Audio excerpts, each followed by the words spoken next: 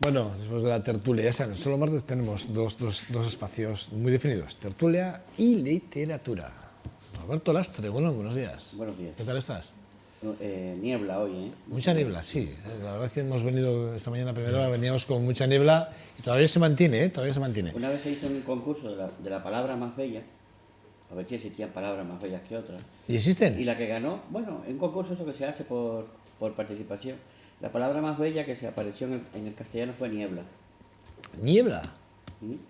Hace muchos años. ¿Cómo se mide la belleza en la palabra? No, ya no existe, existe. La belleza de una palabra no existe, es como tú la combines o en el contexto en que se diga. Imagínate, muerte es una palabra bonita, pero el suceso es desagradable, es triste. Es curioso, ¿eh? Sí, sí, ¿no? Existen ese tipo de concursos, existen, ¿eh? Bah, esas cosas que salen encuestas por ahí de que, bueno, ¿cuál es la palabra más bonita, la ciudad más bella del mundo? ¿No? Esas cosas así, ¿no? Entonces la gente vota, pone palabras, y niebla ganó. Bueno, vamos a hablar a ver si lo digo bien, ¿eh? Uesima Onizuda. Onísimo. Ese es el escritor al que hoy apelas para hablar de la palabra de la luz. Palabras de luz, perdón. ¿Por qué? ¿Por qué este escritor? Yo lo desconozco, ¿eh? No, es que se habla mucho de los haikus. Hasta el siglo XIX no se conoció en Europa esta técnica poética, ¿no? O esta estructura poética de los japoneses, que surgió en el 17, 1600 y poco, ¿no? Como parte de, es decir, era como tomar una primera estrofa de un poema largo, de un sistema poético largo, no recuerdo el nombre porque es en japonés. Entonces, pues empezó a hacerse así, ¿no? Hay una cuestión y es, nosotros los occidentales queremos hacer un haiku, pero el haiku parte de una filosofía y es una manera de ver la vida. Nosotros los occidentales siempre lo vemos todo en proceso y ellos quieren ver las cosas detenidas, sacarlas del proceso y verlas detenidas, ¿no?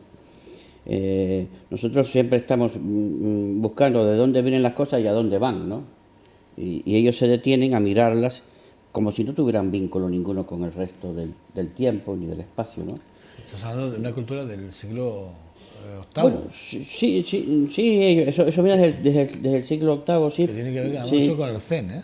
sí, no, pero el Zen utilizó después O sea, fue al al revés. haiku, sí, fue al revés. Sí. Sí, después vino un monje budista que se hizo muy famoso, Bachó, que fue el más famoso de los haijin. Haijin eran los poetas que escribían haikus, más famoso de los haijin. Sin embargo, este hombre, Onichura, que era más joven que Bachó, es en realidad considerado el padre del haiku, porque es el que quiso romper la estructura del haiku y llevarlo a la máxima potencia, ¿no?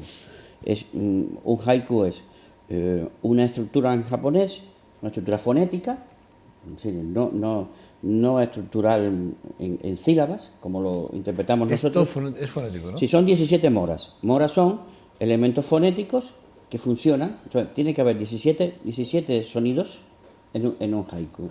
Nosotros al traducirlos a nuestro mundo occidental decimos, el haiku es 7 sílabas, 5 y 7. Pero si tú traduces los haikus japoneses ves que son 50 sílabas, que tampoco tiene que ver. Es decir, la cuestión era en la sonoridad, de su idioma original, ¿no? Entonces, aquí está. Hay un principio que es, ellos le llaman, todavía se le llama en Japón el aguare, que es como la conmoción espiritual. Lo que se quiere con el haiku es expresar una conmoción espiritual ante la belleza de la naturaleza, ¿no? Ante el mundo natural, ante la realidad. La realidad. Sí, porque habla de los contenidos. Sí, es que habla de los contenidos. Estaba leyendo ahora, ¿eh? Habla de los contenidos de los fenómenos naturales, por ejemplo. Dicen que los contenidos tienen que ser fenómenos naturales, cambios de las estaciones, la vida cotidiana de la gente, o sea, la vida. en definitiva, la vida del ser, ¿no? Sí. En el traspaso de su tiempo, ¿no? Yo creo que eso es así como se... Y luego una cosa es curiosa, porque son 17 moras, que así es como se llaman, que son unidades lingüísticas para ellos, y que vienen a ser como 3 versos, ¿no? De 5, de 7, de 5 moras, Sí. y no tienen que rimar, que es una cosa curiosa, no tienen por qué rimar. Sí, pero claro, pero cuando la escuchas en japonés, pues tiene una sonoridad. Entonces, cuando tú la traduces, pues quizás no. Pues vamos a ver este mismo de Palabras de Luz, que es bellísimo, ¿no? Dice, este frío hace florecer palabras de luz. Ahí está el contraste, el elemento típico del haiku. Es una paradoja, es una contradicción. En el frío, florecer en el frío, sí, ya te está sembrando una contradicción. ¿Y qué es lo que florece? Palabras de luz. Pero eso eran metáforas que este hombre que Ueshima Onichura inauguró, ¿no? Pero si lo lees en japonés, yo estuve en Japón, pero aprendí un poquito de japonés nada más, ¿no? Puede que me equivoque, ¿no? Pero si lo lees dice, Tomochibi no kotoba, Osakasu samusakana. Eso tiene una sonoridad en japonés, tiene una musicalidad. Recordar que la poesía viene de la canción, del canto, ¿no? Entonces, bueno, es sin rima, pero debe tener una sonoridad. Nosotros cuando lo queremos... Sí, has insistido tú mucho en la sonoridad. Sí, más que en la en rima. el ritmo, en la música que tienen las cosas, ¿no? Entonces, es diferente porque, mira, en Japón existen digamos que un listado de palabras, una lista de símbolos, que le llaman los kigo, ¿no? Que son palabras clave. En todos los haiku aparece una palabra clave: primavera, lluvia, viento, ciruelo, cerezo, Elementos naturales. elementos naturales, ¿no? Esos elementos naturales para el japonés, al escucharlo, les evoca muchas cosas, porque ya son palabras simbólicas que están en un listado. Nosotros aquí, los únicos listados que tenemos de palabras o de frases son de los políticos. Poner encima de la mesa, en la arena. ¿Te das cuenta? Es decir, los políticos sí tienen palabras claves, ¿no? Los poetas no. Entonces aquí ellos utilizaban una serie de palabras que están consideradas en la cultura japonesa un símbolo. Entonces, nosotros, si no sabemos eso, no podemos interpretar bien un haiku japonés, ¿no? Un haiku original. Un haiku es una juxtaposición, o vamos, una combinación o un contraste de 2 imágenes. Pero esas 2 imágenes necesitan de un corte. Un corte significa una separación entre esas 2 imágenes, que es lo que genera el contraste, ¿no? De hecho estaba leyendo ahora estaba leyendo aquí un haiku de Ueshima, y dice: la luna llena de otoño abriendo la puerta corredera. Salgo de un salto. Sí, ahí está el contraste, de ritmo incluso, de velocidad, es decir, desde la paz a la rapidez, desde la tranquilidad o la quietud a la rapidez. Hay una cuestión también que habría que pensar en cuando uno quisiera escribir haiku, ya desde la perspectiva del occidente. ¿Tú tienes claro que el occidental no puede escribir haiku? Bueno, lo tienes claro. Bueno, el occidental podría escribir el haiku si se fijan, no en la medida en que tiene que tener el haiku, el 7, 5 y 7 sílabas, famoso, ¿no? Sino si se fijan en lo otro, que es lo que produce el haiku. La conmoción espiritual, la conmoción espiritual, el contraste, la paradoja, que siempre tiene que haber en un haiku, y la palabra corte, es una palabra que corte, es decir, que compare 2 mundos, 2 imágenes, 2 contextos. Sí. Entonces yo podría hacerlo, pero también sobre la base de que lo que llama a los poetas a escribir haikus es el minimalismo. Sí. Un haiku es una nada significante. Una nada significante. Una nada significante. Es decir, hasta ese punto de sencillez extrema y de sutileza tiene que llegar a un haiku, que es como la nada significante. ¿Puede significar algo la nada? Esa es la pregunta que se hace un haijin, ¿no? Sí, ¿por qué? Porque yo voy a mirar algo que no es nada. Curioso. Porque yo no me voy a fijar en que de la primavera viene el verano. No me voy a fijar en la continuidad, me voy a fijar nada más en este detalle que me hace ver la primavera. Me voy a fijar en un detalle tan mínimo y me voy a dar cuenta que todas las cosas de la naturaleza están formadas por partes mínimas, nimias y casi nada. La casi nada genera el todo, ¿no?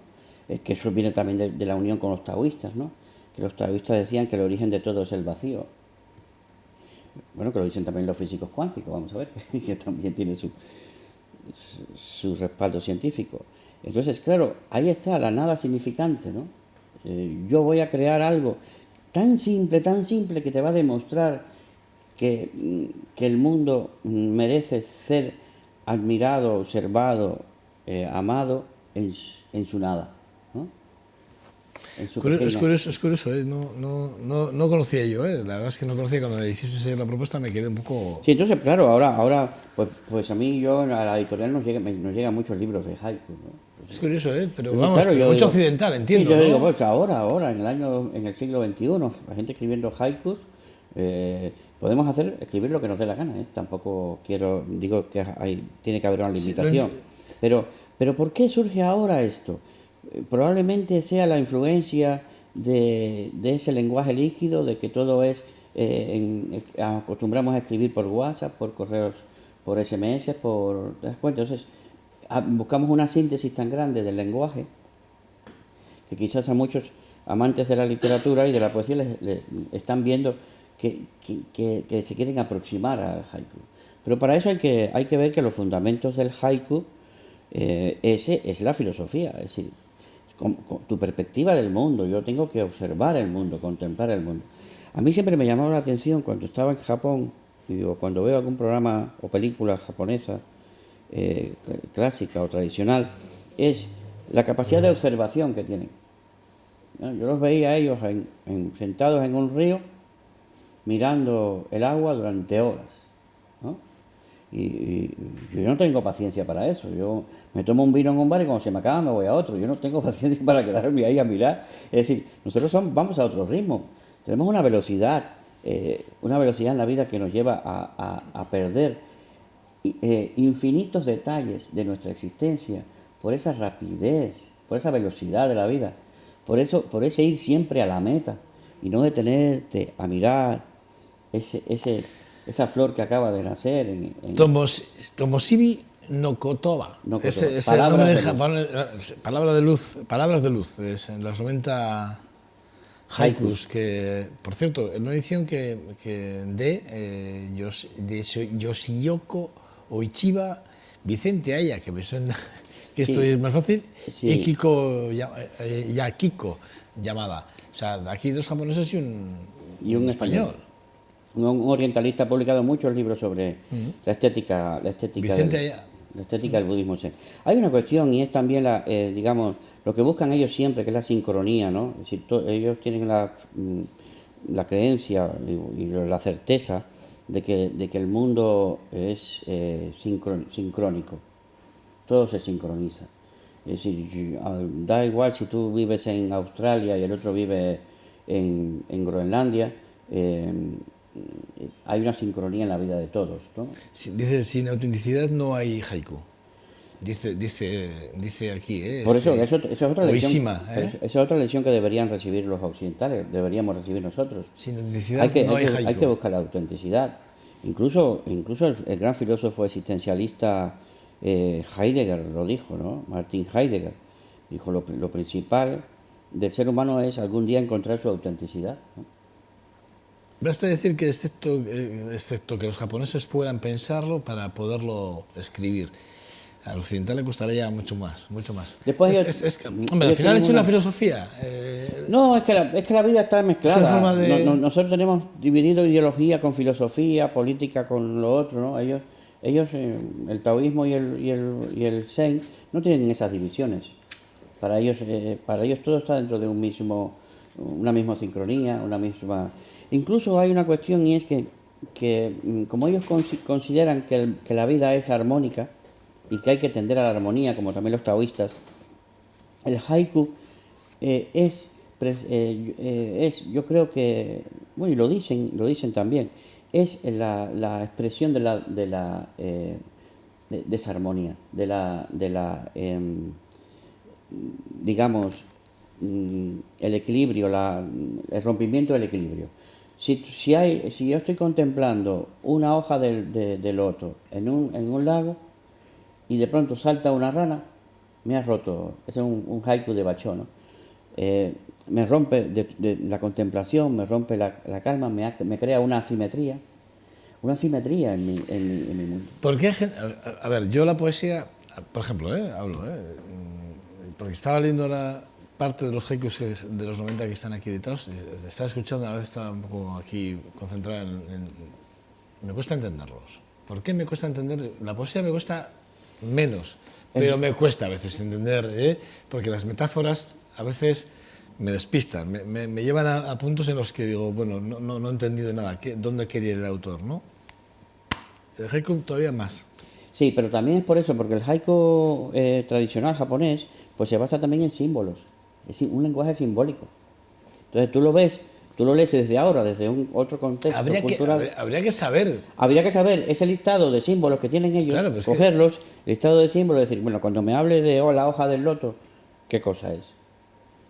Y cuando me hable de las ranitas, ¿qué cosa es? ¿En la poesía pasa lo mismo, Roberto? No, en la poesía sí, hubo el simbolismo y el parnasianismo, una serie, el mismo surrealismo que utiliza muchos símbolos. Por esos símbolos tienen que verse, ¿no? Pues digamos, si tú pones la palabra rojo en un poema, dices rojo es el comunismo, rojo es la rosa, rojo es la sangre. ¿Qué me quiere decir con la palabra rojo? ¿Para qué me ha puesto el color? Hubiera sido preferible que no me hubiera puesto ningún color y así yo no me vuelvo loco pensando por dónde va, ¿no? Sí. Pero es que nuestros símbolos y más los de los colores es un espectro muy grande, ¿no? Muy amplio. Entonces, el simbolismo un poquito que se ha ido dejando de la mano o de lado, para no complejizar, ¿no?, la lectura. Pero el hecho es que el simbolismo es una gran síntesis. Tú aplicas una sola palabra, ¿no? Le decía, por ejemplo, en El viejo y el mar, Hemingway siempre, el pescador que está allí en el agua, en fin, cada vez que va a tirar del sedal dice, la izquierda, siempre me falla la izquierda. Hombre, ahí descubrió un crítico que Hemingway había visitado la izquierda política, la izquierda ideológica, la izquierda filosófica y había salido decepcionado, como George Orwell también, ¿no? Entonces, pues mira, esto lo que quiere es, ¿por qué repite tanto lo de que mi izquierda que siempre me falla? Hubiera dicho, oye, siempre me está fallando ya con la edad me fallan las manos, las dos. Pero dentro del contexto... Sí, pero dentro del contexto no tiene nada que ver. Tú te puedes leer el libro... Pero esto es serio, porque tú te lees el libro, ves la película y en ningún momento... Y te pierdes, te pierdes esa interpretación. Tengo un problema de fuerza, tengo un problema de salud, tengo un problema de un nervio, tengo un problema de un... Pero entonces, claro, ahí está el que está buscando el símbolo, el que está buscando más allá de lo que el autor... Pero cuando digamos, el lector, en mi caso, ¿no? Podemos distinguir una simbología clara de definición o de objeto del propio autor a no, es decir, a que esto no sea así y realmente no haya que desvirtuar el texto que estás leyendo. Bueno, hay la madurez del escritor, que sabe cómo ponerlo, sabes que te lo va a repetir 3 veces para que te des cuenta que no es gratuita la cita o la mención a ese símbolo, a ese elemento. Pero en el haiku, por ejemplo, eso no pasa. En el haiku sí, porque en el haiku se utiliza siempre el kigo, que es el símbolo, siempre está. Aquí hay simbología constante. Siempre está el kigo, que es el símbolo. Vale. El kigo es la palabra clave, ¿no? Hay una palabra clave que es el símbolo, que el japonés va a ir allí y va a ir a encontrar enseguida. Y tú tienes que saber qué significa esa simbología para poder entender parte del haiku. No, y si no, pues. Y si no lo interpretas a tu manera, tú dices, bueno, a mí me estás diciendo que en el frío florecen palabras de luz. Pues yo me voy a quedar con la belleza. Por eso lo estabas diciendo y he abierto por la misma página que tú estabas mencionando. Y has visto cómo está escrito, en japonés. Es una línea. Es una línea, por lo tanto, eso de que son 7 versos de 3, son 3 versos. Con eso, pues es la traducción occidental que se ha hecho. Ellos escriben de arriba hacia abajo. Tú dice al atardecer, se ven en el alero las berenjenas secas. Sí, es por ejemplo, atrapar como en una fotografía un elemento natural, pero hay Sí, el atardecer, dice, el atardecer. Se ven en el alero las berenjenas secas. Pues berenjena seca es un quigo. La berenjena es un quigo, es decir, es un producto de una estación del año precisa, y si está seca es que ya ha pasado esa estación del año. Y te está contando una serie, mucho más de lo que estás diciendo ahí. No es fácil, ¿eh? No es fácil. Pero es un mundo bellísimo porque tú te das cuenta que es como un lenguaje cifrado, algo que está ahí, pero que si tú entras, descubres que te está contando varias cosas, ¿no? Sobre todo... ¿Qué consejo podemos dar a la gente que nos está viendo ahora? ¿Qué consejos le podemos dar con respecto a leer, por ejemplo, este libro de los 90 haikus? ¿Qué consejos les damos? Para que lo entiendan, ¿eh? Sí, no, es obligarte a detenerte en un detalle separado del tiempo. Es decir, detenerte a observar la belleza de la naturaleza y la conmoción que te puede crear esa realidad y esa belleza. Esta, por ejemplo, dice, esta es más fácil, esta igual es más sugerente, dice, oh, y de nuevo, oh, el canto inagotable de los pájaros. Oh, la sorpresa, ¿no? Oh, claro, sí, hombre, Sí. es una exclamación, ¿no? Es una exclamación ahí, oh, y de nuevo, oh, ¿no? Como doblemente sorprendido, ¿no? Probablemente por lo que pasa a su alrededor, ¿no? Dice, el canto inagotable de los pájaros. Sí. O sea, estará sorprendido evidentemente porque la naturaleza le ofrece un sinfín de sonidos, ¿no? No, y en ese momento los pájaros no callan, están ahí, entonces desborda el instante, ¿no?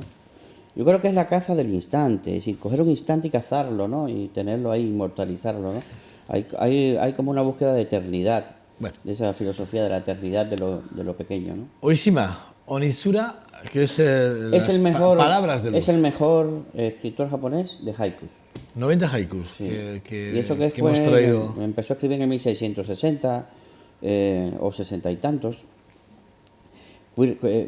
Curiosamente está relacionado el florecimiento del haiku con el sake, con la industria del sake.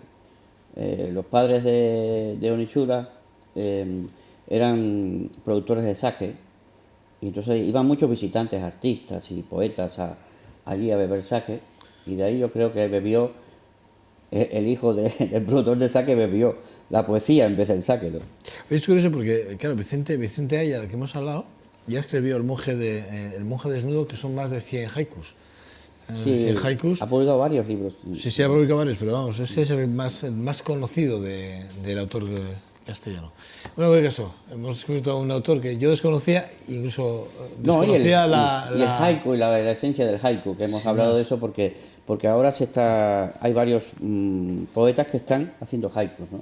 Entonces, bueno, pues eso, pues el haiku que hagamos aquí, pues no es igual al haiku original, es un haiku traducido, un haiku occidentalizado, por llamarle de alguna manera, en el cual no hay que fijarse en la estructura, sino en que tenga un ritmo y en que diga muchas cosas con tan pocas palabras. Dice, ha cruzado soplando los semblantes de la gente, el viento de otoño.